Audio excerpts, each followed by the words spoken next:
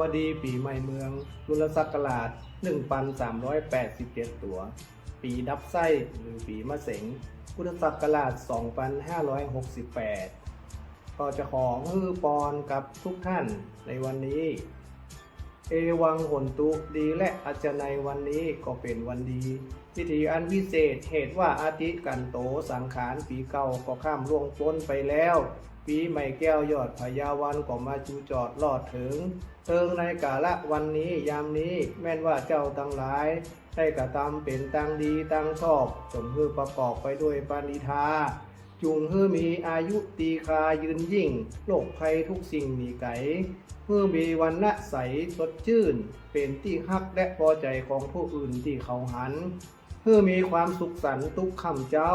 มั่งบุญตุ่นเต้าพร้อมบริบูรณ์ฮือมีกำลังหนุนเตื่อมแท่งอย่าฮือได้เหี่ยวแห้งจูประการ